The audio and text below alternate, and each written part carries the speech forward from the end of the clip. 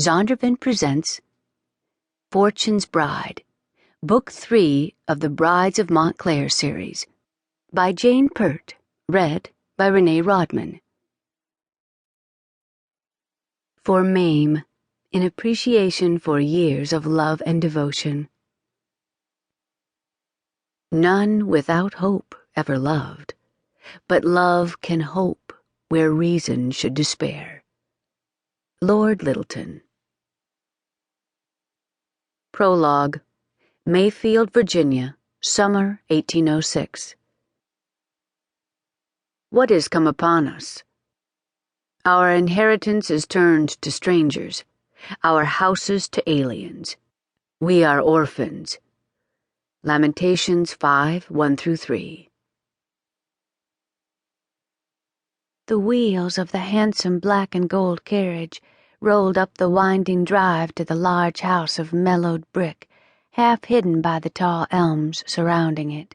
Within, a grave young man of 27 and a child of 10 rode in silence, each enclosed in private thoughts. For Graham Montrose it was a strange homecoming. For Avril Dumont it was no homecoming at all. Until a few weeks ago, her whole life had been spent in a pink stucco house, frosted with white iron lace balconies, and shadowed by gnarled oak trees hung with Spanish moss overlooking the Mississippi River. There she had known nothing but happiness. Now she was experiencing the overwhelming sensations of sadness, loneliness, and anxiety.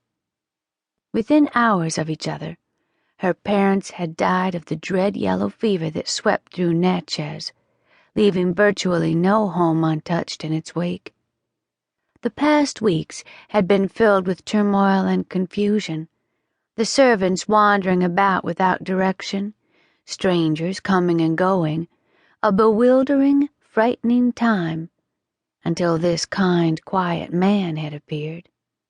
Calmly, he had taken charge, explaining that he had been a friend of her papa's, and that she would be coming to live with him at his plantation home in Virginia, where he would take care of her as her parents had wished.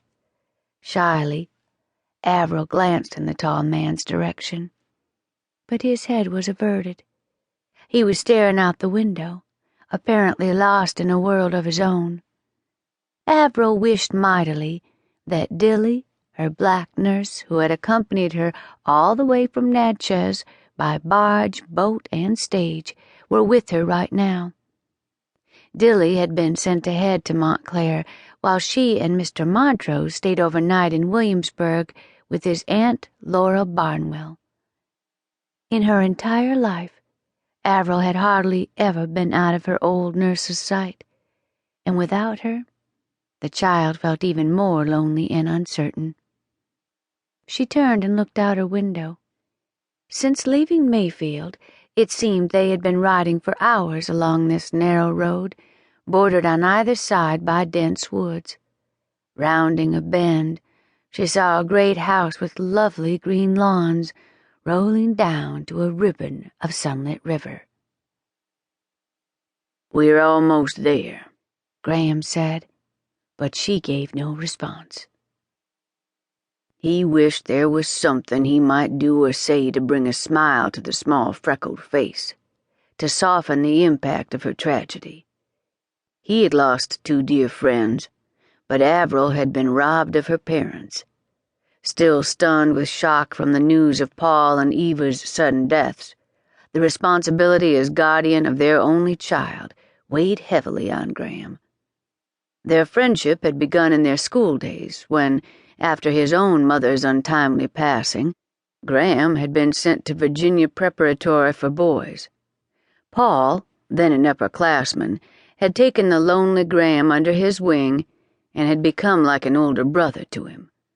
Over the years they had remained close friends, so close, in fact, that when Paul married Eva Duchamp, Graham had stood up with him.